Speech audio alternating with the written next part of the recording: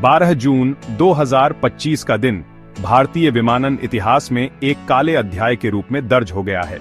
इस दिन air India की उड़ान AI-171, एक बोइंग 787-8 ड्रीमलाइनर विमान ने अहमदाबाद के सरदार वल्लभ भाई पटेल अंतर्राष्ट्रीय हवाई अड्डे से लंदन के लिए अपनी यात्रा शुरू की। लेकिन अफसोस, यह यात्रा अपने गंतव्य तक कभी नहीं पहुंच सकी। उड़ान भरने के महज 30 से 36 सेकंड के भीतर ही विमान एक भयानक हादसे का शिकार हो गया। विमान जरूरी ऊंचाई हासिल करने में पूरी तरह से नाकाम रहा और हवाई अड्डे के पास ही स्थित बीजे मेडिकल कॉलेज और सिविल अस्पताल के हॉस्टल की इमारत से जा टकराया। इस टक्कर के बाद एक जोरदार धमाका हुआ और विमान आग के एक विशाल गोले में तब्दील हो गया, जिसने पूरे इलाके को दहला दिया। यह हादसा अपने पीछे एक ऐसी तबाही छोड़ गया जिसकी भरपाई शायद कभी नहीं हो सकेगी। विमान में 241 यात्री और चालक दल के सदस्य सवार थे और इस टक्कर ने जमीन पर मौजूद लोगों को भी अपनी चपेट में ले लिया। आधिकारिक आंकड़ों के अनुसार इस दुर्घटना में कुल 260 लोगों की जान चली गई, जिसमें विमान में सवार सभी 241 लोग और जमीन पर मौजूद 19 निर्दोष नागरिक शामिल थे। यह आंकड़ा सिर्फ एक संख्या नहीं है, बल्कि यह 260 परिवारों के उजड़ जाने की कहानी है, उन सपनों के टूटने की कहानी है जो इस विमान के साथ आसमान में उड़ने वाले थे। इस हादसे ने न केवल भारत को बल्कि पूरी दुनिया को झकझोर कर रख दिया और विमानन सुरक्षा को लेकर कई गंभीर सवाल खड़े कर दिए। इस भयावह त्रासदी के बीच चमत्कार की एक अविश्वसनीय कहानी भी सामने आई। विमान में सवार 242 लोगों में से केवल एक व्यक्ति जीवित बच पाया। 11 सीट पर बैठे ब्रिटिश नागरिक विश्वास कुमार रमेश इस हादसे में एकमात्र उत्तरजीवी थे। उनका बचना किसी दैवीय हस्तक्षेप से कम नहीं माना जा रहा है, लेकिन यह हमें उस भयानक मंजर की भी याद दिलाता है जिससे बाकी लोग नहीं बच सके। दूसरी ओर गुजरात के स्वास्थ्य विभाग ने एक बड़ी चुनौती का सामना करते हुए सभी मृतकों के शवों की पहचान करने का मुश्किल काम पूरा किया। 20 जून तक 231 शवों की पहचान कर ली गई थी और उन्हें उनके व्याकुल परिवारों को सौंप दिया गया था ताकि वे अपने प्रियजनों का अंतिम संस्कार कर सकें।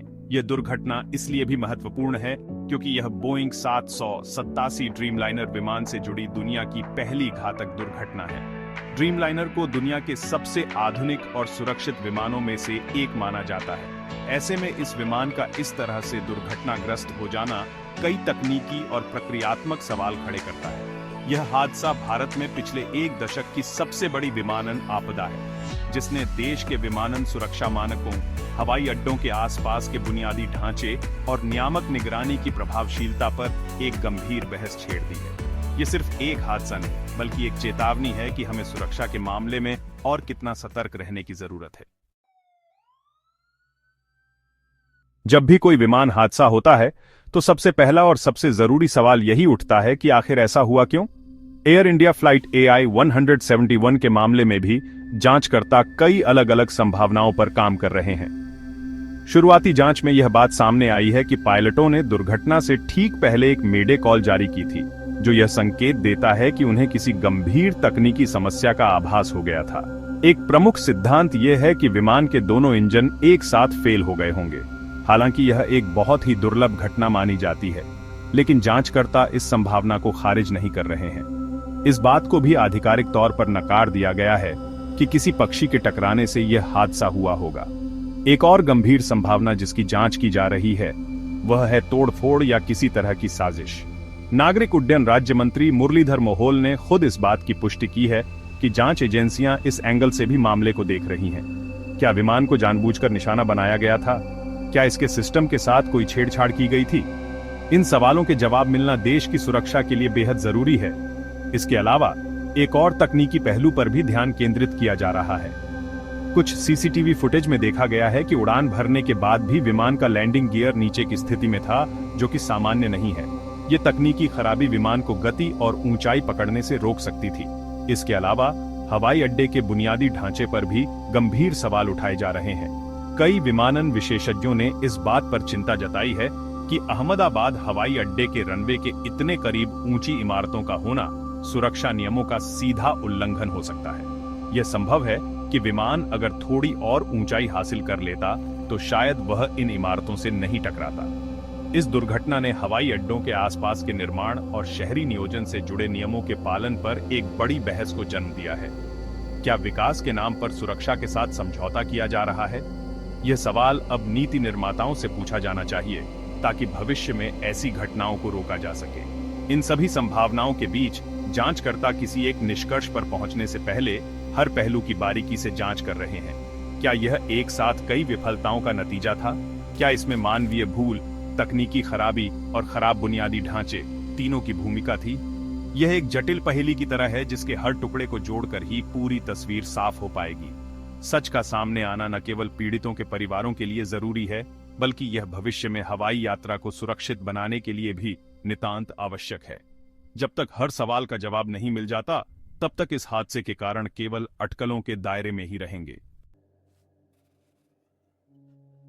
इस जटिल गुत्थी को सुलझाने की जिम्मेदारी भारत के विमान दुर्घटना जांच ब्यूरो यानी AIB को सौंपी गई है, जो इस मामले की मुख्य जांच एजेंसी है। मामले की गंभीरता को देखते हुए जांच में अंतर्राष्ट्रीय विशेषज्ञता भी शामिल की गई है। अमेरिका का राष्ट्रीय परिवहन सुरक्षा बोर्ड, ब्रिटेन के विशेषज्ञ और विमान निर्माता कंपनी बोइंग के प्रतिनिधि भी इस जांच का हिस्सा है। यह पहली बार है कि भारत में किसी नागरिक विमान दुर्घटना की जांच में अंतर्राष्ट्रीय नागरिक उड्डयन संगठन का कोई पर्यवेक्षक भी शामिल हुआ है। यह कदम सुनिश्चित करता है कि जांच उच्चतम अंतर्राष्ट्रीय मानकों के अनुसार हो और इसमें पूरी पारदर्शिता बरती जाए, ताकि दुनिया का विमानन उद्योग पर भरोसा बना रहे। किसी भी विमान हादसे की जांच में सबसे महत्वपूर्ण सुराग उसके ब्लैक बॉक्स से मिलते हैं। सौभाग्य से AI-171 के दोनों black box, cockpit voice recorder और फ्लाइट डेटा रिकॉर्डर मलबे से बरामद कर लिए गए हैं। कॉकपिट वॉइस रिकॉर्डर में कॉकपिट के अंदर की आखिरी बातचीत रिकॉर्ड होती है, जिससे पायलटों की स्थिति का पता चलता है, जबकि फ्लाइट डेटा रिकॉर्डर विमान के सैकड़ों तकनीकी मापदंडों का डेटा रिकॉर्ड करता है। आग से क्षतिग्रस्त होने के बावजूद इन दोनों रिकॉर्डर्स से डेटा को सफलतापूर्वक दिल्ली की लैब में निकाल लिया गया है। 24 से 26 जून के बीच इस डेटा का विश्लेषण शुरू किया गया, जिससे जांच को एक नई दिशा मिलने की उम्मीद है। ब्लैक बॉक्स से मिलने वाली जानकारी जांच के लिए अमूल्य होती है। कॉकपिट वॉइस रिकॉर्डर से यह पता चल सकता है कि दुर्घटना से पहले के अंतिम क्षणों में पायलटों के बीच क्या बात हो रही थी। क्या उन्होंने किसी तकनीकी खराबी की सूचना दी थी? क्या वे किसी प्रकार के तनाव में थे? वहीं फ्लाइट डेटा रिकॉर्डर यह बताएगा कि विमान के इंजन, फ्लैप्स, लैंडिंग गियर और अन्य महत्वपूर्ण सिस्टम कैसे काम कर रहे थे। क्या इंजन सच में फेल हुए थे? क्या विमान की गति और ऊंचाई सामान्य थी? इन सभी डेटा बिंदुओं का विश्लेषण करके ही जांचकर्ता दुर्घटना के सटीक क्रम और कारण का पता लगा सकते हैं। जांच प्रक्रिया लंबी और जटिल होती है और इसमें समय लगता है। AIB ने संकेत दिया है कि इस मामले में एक प्रारंभिक रिपोर्ट सितंबर 2025 तक आने की उम्मीद है। यह रिपोर्ट शायद सभी सवालों के जवाब न दे, लेकिन यह दुर्घटना के संभावित कारणों पर पहली आधिकारिक रोशनी डालेगी। अंतिम रिपोर्ट आने में 1 साल या उससे भी अधिक का समय लग सकता है। तब तक जांचकर्ताओं पर देश और दुनिया की नजरें टिकी हुई हैं। उनकी खोज न केवल AI-171 के सच को उजागर करेगी, बल्कि यह भविष्य में लाखों यात्रियों की सुरक्षा सुनिश्चित करने में भी मदद करेगी। यह सच की एक ऐसी तलाश है जिसका सफल होना बहुत जरूरी है। इस विनाशकारी हादसे के बाद सरकार और एयर इंडिया दोनों ही हरकत में आए हैं। प्रधानमंत्री नरेंद्र मोदी ने खुद अहमदाबाद का दौरा कर स्थिति का जायजा लिया और पीड़ितों के परिवारों के प्रति अपनी संवेदना व्यक्त की। इस घटना ने नियामक संस्थाओं को भी अपनी कमियों पर ध्यान देने के लिए मजबूर किया है।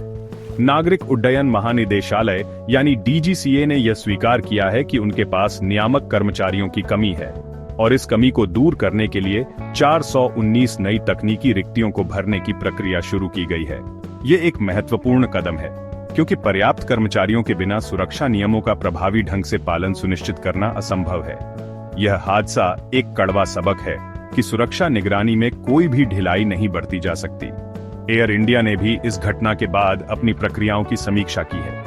एयरलाइन ने अपने बेड़े में शामिल सभी 33 बोइंग 787 ड्रीमलाइनर विमानों की गहन सुरक्षा जांच की और उन्हें उड़ान के लिए सुरक्षित घोषित किया। यह कदम यात्रियों के बीच विश्वास बहाल करने के लिए जरूरी था, लेकिन असली चुनौती यह सुनिश्चित करना है कि रखरखाव और सुरक्षा जांच की प्रक्रिया में भविष्य में कोई चूक न हो। यह हादसा एयरलाइंस के लिए एक चेतावनी है कि उन्हें सुरक्षा संस्कृति को अपनी सर्वोच्च प्राथमिकता बनाना होगा, जो केवल कागजी कार्रवाई तक सीमित न रहे, बल्कि जमीनी स्तर पर भी उसका कड़ाई से पालन हो। हर उड़ान से पहले की जाने वाली जांच को और भी अधिक सूक्ष्म और गहन बनाने की आवश्यकता है। यह दुर्घटना हमें याद दिलाती है कि विमानन सुरक्षा एक निरंतर चलने वाली प्रक्रिया है। हमें हवाई अड्डों के आसपास के बुनियादी ढांचे के नियमों की फिर से समीक्षा करनी होगी। क्या हमारे शहरों का अनियोजित विकास हवाई सुरक्षा के लिए खतरा बन रहा है? हमें यह सुनिश्चित करना होगा कि रनवे के आसपास के क्षेत्रों को किसी भी तरह के निर्माण से मुक्त रखा जाए जो विमानों के लिए खतरा पैदा कर सकता हो। इसके अलावा पायलटों के प्रशिक्षण और आपातकालीन स्थितियों से निपटने की उनकी क्षमता को और बेहतर बनाने पर भी ध्यान देना होगा। हर हादसे से मिले सबक को भविष्य की नीतियों और प्रक्रियाओं में शामिल करना ही आगे बढ़ने का एकमात्र रास्ता है। अंत में AI-171 का हादसा सिर्फ आंकड़ों और तकनीकी रिपोर्टों का मामला नहीं है। यह उन 260 जिंदगियों की कहानी है जो उस दिन खत्म हो गई। यह उनके परिवारों के दुख और कभी न खत्म होने वाले इंतजार की कहानी है। इस त्रासदी से सबसे बड़ा सबक यही है कि सुरक्षा से बड़ा कुछ भी नहीं है। भारत एक तेजी से बढ़ता हुआ विमानन बाजार है और इस विकास को सुरक्षित बनाए रखने की जिम्मेदारी सरकार, एयरलाइंस और नियामक एजेंसियों सभी की है। हमें यह सुनिश्चित करना होगा कि हम भविष्य में ऐसी किसी भी त्रासदी को रोकने के लिए हर संभव कदम उठाएं, ताकि आसमान में उड़ने वाला हर यात्री सुरक्षित अपनी मंजिल तक पहुंच सके।